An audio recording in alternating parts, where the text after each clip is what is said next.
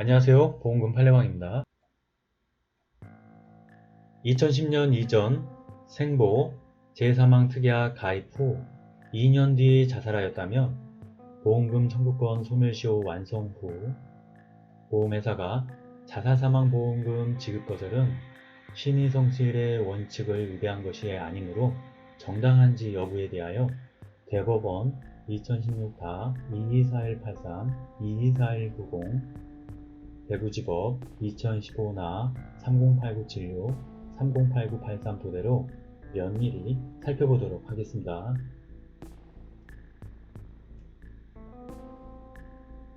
우선 기초사실에 의하면 피보험자 망인은 1998년경 재사망특약을 가입하였습니다.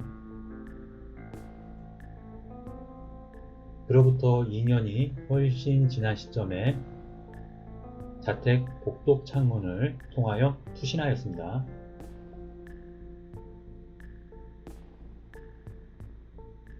재판부의 판단, 재사망보험금 지급 사유의 해당성에 관한 판단,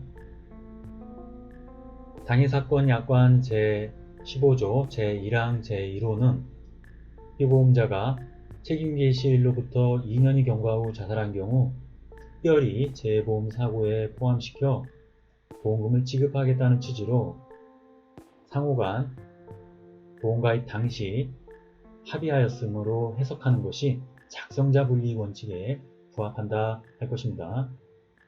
상세한 이유는 다음과 같습니다.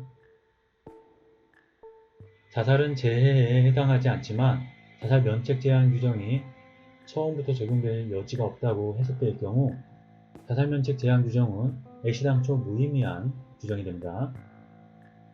평균적 고객의 이해가능성 기준으로 약관을 들여다보면 보험가입 당시 계약자는 책임 개시일로부터 2년이 경과 후 자살한 경우 재해사망보험금을 지급하겠다는 것을 구체적으로 인식하였을 것으로 보입니다.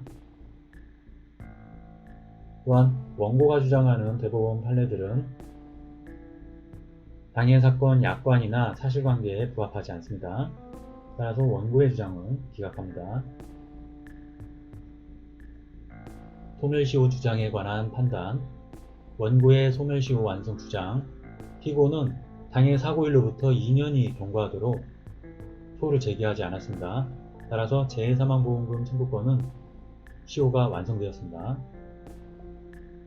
신의성실 원칙 위반의 주장, 우리 법원은 채무자가 시효 완성 전에 채권자의 권리 행사나 시효 중단을 불가능 또는 현저히 곤란하게 하였거나 그러한 조치가 불필요하다고 믿게 하는 행동을 하였거나 객관적으로 채권자가 권리 행사를 할 수 없는 법률적 장애 사유가 있었거나 일단 시효 완성 후 채무자가 시효를 원용하지 아니할 것 같은 뉘앙스를 보여 권리자에게 그와 같은 신뢰하게 하였거나 채권자 보호의 필요성이 크고 동일한 조건의 다른 채권자가 채무 변제를 수령하는 등의 사정이 있다면 채무자가 소멸시효 완성을 주장하는 것이 신의 측에 반하여 권리남용으로서 허용될 수 없습니다.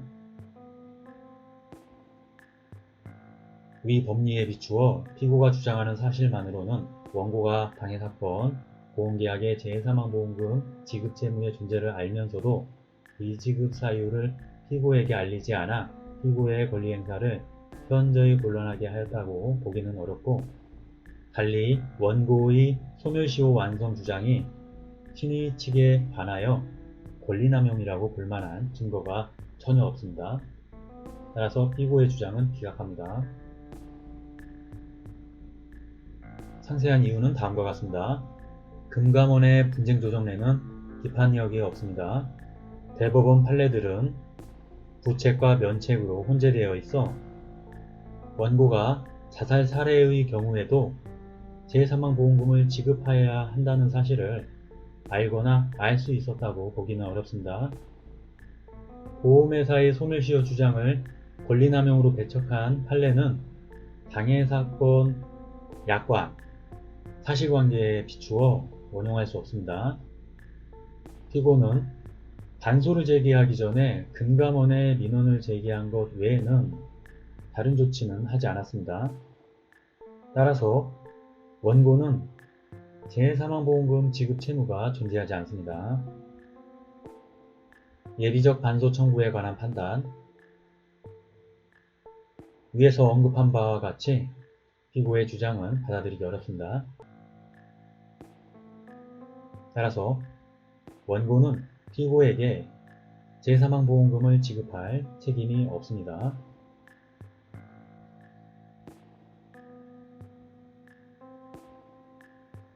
그러나 행정소송 결과에 따르면 재판부는 소멸시효는 개인 간의 거래관계를 규율하기 위한 것이기 때문에 보험회사의 위법행위에 대한 제재 목적으로 내려진 처분과 목적이 다르다며 소멸시효가 완성되었다 하더라도 재해사망보험금을 여전히 지급할 의무가 있다고 판시하였습니다. 유사 사례 우리 강의 356회 참고하시길 바라겠습니다. 마치겠습니다. 긴 시간 시청해주신 점 고맙습니다.